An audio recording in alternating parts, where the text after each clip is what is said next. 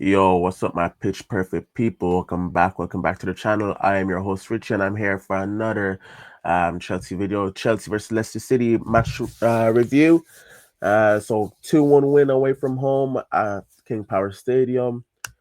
Overall thoughts on the game? Well deserved. Made it harder than the scoreline makes it harder than it seems. It was pretty comfortable throughout, in my opinion. There may have been like a 20-minute period during the game where we may have like just been too comfortable.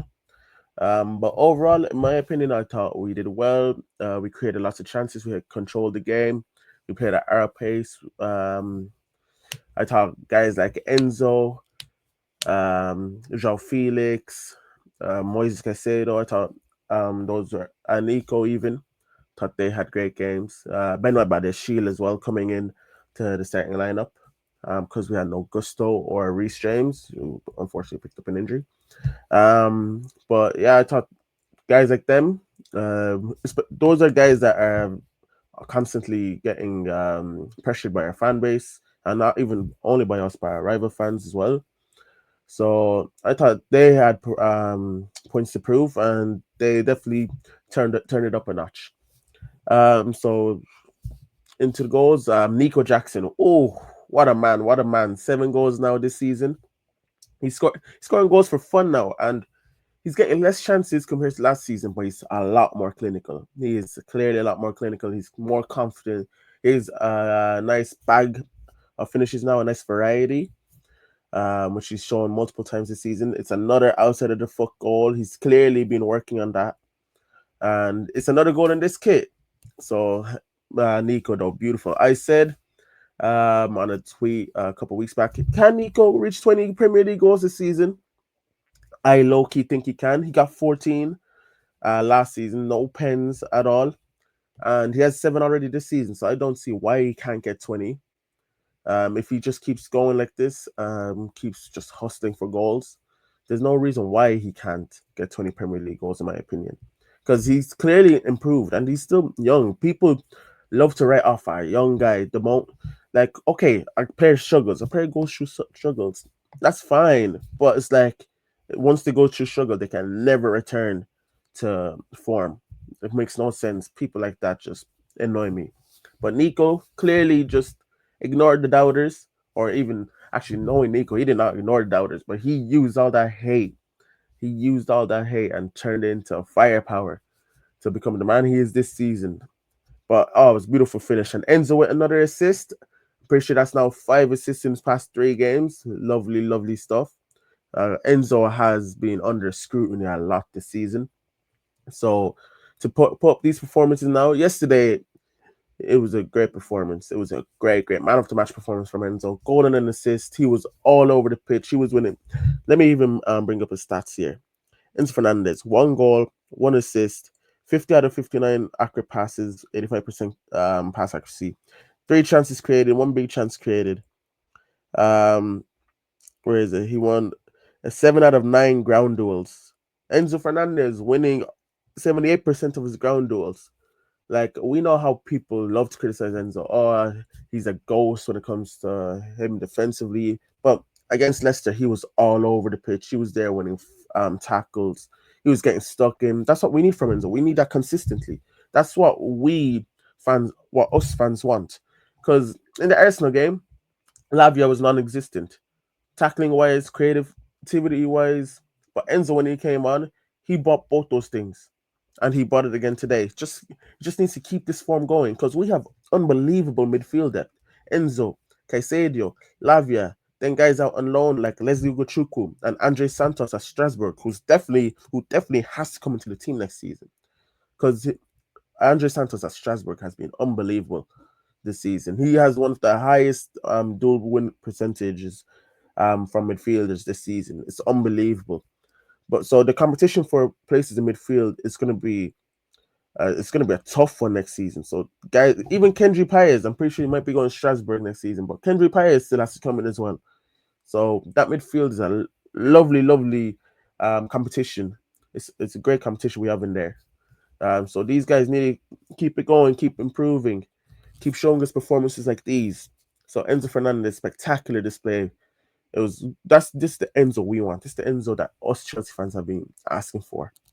So it was a great performance by him. He even came up with a Frank Lampard-esque poaching goal off the rebound from Jackson's header in the second half to secure us the 3 points. Captain Fantastic. Who else do I want to talk about?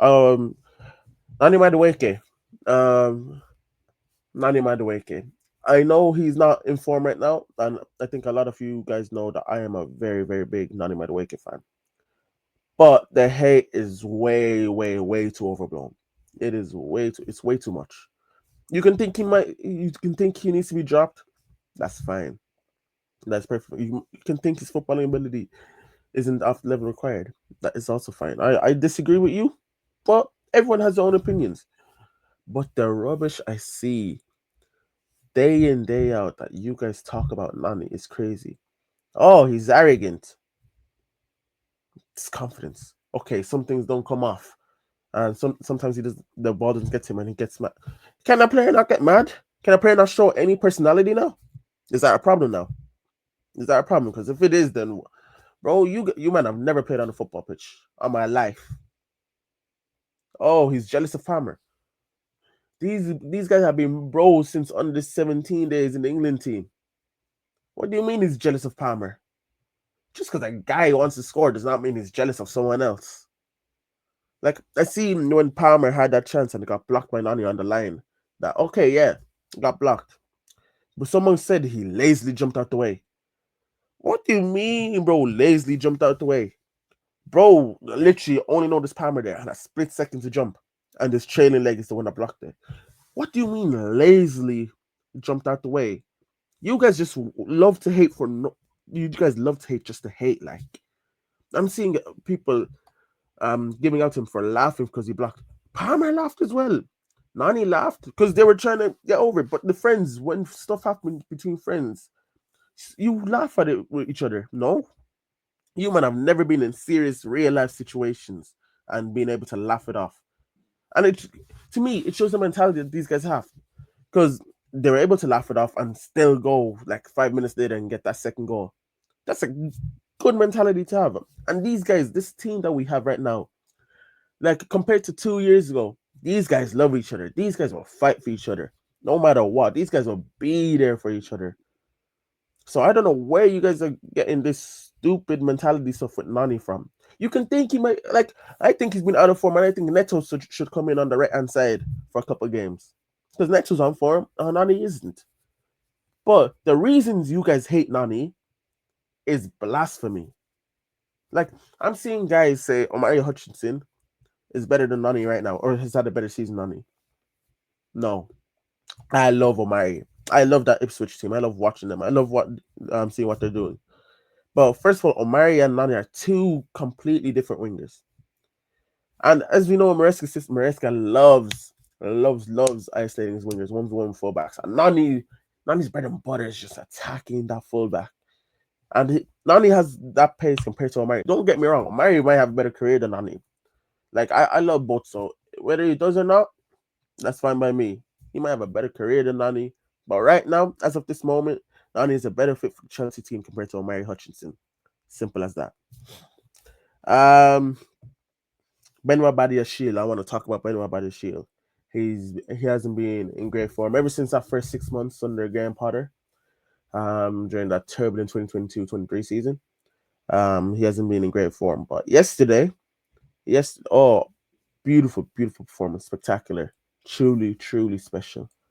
His passing to midfield was spectacular. His covering, defending, his just defending in general he was the Benoit I knew. He was the Rolls Royce centre back that I fell in love with when he first joined the club. And like this is where now he needs to just keep that form going, just keep picking it up. Like okay, it's fine once in a while to have these performances. Well, no, it's not fine. It's fine once if you have like a dip in performance. But I want consistency now. I need you to show me, oh, this isn't just a one-off game where I'm really good and I go back to shit. No, I don't want that. I want a nice, consistent run of form now from Benoit. I think the whole defense had a good game. I thought the worst in the defense was Levi Colwell, and I still thought Levi had a good game. It's just Marco Correa, Benoit Badiashile, and Wesley Fofana all had better games, but our defense in general was fine. But that being said, the guy behind them will never give them confidence. Robert Sanchez, Bozo Bob. We already know what he is. Bozo Bob. This guy, you might as well go into game 1-0 down with one goal conceded even. Because this guy will make a game hard for us no matter what. Like the turning point for Leicester yesterday all resulted from Robert Sanchez. He just loves putting us under pressure, no matter what. He's generally the most frustrating goalkeeper I've ever seen. And I had Kepa Arrizabalaga at my club for 5 years. I honestly give up with this man. I this he would be Enzo's downfall. I've said it once and I say it again. He would be Enzo's downfall. He could be the reason we lose out on top four spot. He could be the reason we lose out on our Premier League title. He'd be the reason we lose out on something big, just because of his mentality, just because of the way he plays football. It's just, I don't know what Jorgensen does in training, because it must be horrible if he can't get a start over Robert Sanchez. No, like I'm honestly being serious. And from the matches, Jorgensen has been great. From the matches he's played this season. Like I get you wanting to have a cup keeper and then a league keeper. But when it comes to Robert Sanchez, just have him as a bench keeper. That simple as that. Simple as that. Another man that came into the team was João Felix. I thought he had a great game. He was fighting for every ball. I seen this man run from his spot in the left wing all the way to the right hand side just to win that ball back. If that isn't commitment, if that isn't hard work, I don't know what it is. Because people love to complain about his off the ball work. I thought it was slightly over exaggerated because I thought in his first stint he was running for the ball whenever he could. But yeah, yesterday against Leicester he put in the work. His stats. He could have had a couple goals. Edge of the box volleys that he miscued. He had chance created. He had 4 out of 8 successful dribbles. He won 2 out of his 3 tackles, and he won 9 ground duels out of 14. Who would have thought João Felix would win 9 ground duels? But this is what Enzo talks. This is what Enzo's talking about. Enzo Maresca. He wants his players working hard on and off the ball, and João Felix yesterday epitomized all that hard work. So if João Felix wants to get consistent running the side, these are the performances he needs to pull off, and then the goals and assists will come. I'm confident in that. He's shown in Conference League he can finish. Now it's the big games. Now, like these Premier League games, that João Felix needs to show that he can be a top level player that we all once thought he could be. Moises Caicedo, consistency, Mr. Consistent. I don't need to talk about Moises Caicedo. All I'm going to say he's been top 3 Chelsea players this season, and I'm going to do a tier list on the Chelsea players I think that have been the best this season. I might do it on Thursday for our chat about Chelsea. I'll see about that. But Moises Caicedo has been phenomenal this season, unbelievable. People have been talking about Cole Palmer and dislike the perform. It's fine. It's normal. He had one last season when he went like 7 games without a goal, and then all of a sudden we all saw how many goals he got last season. We all saw the goal contributions. Even without goals and assists, we all know what Cole Palmer brings. And yesterday, these referees were trying to kill him. No protection. And I don't know how indeed he didn't get sent off.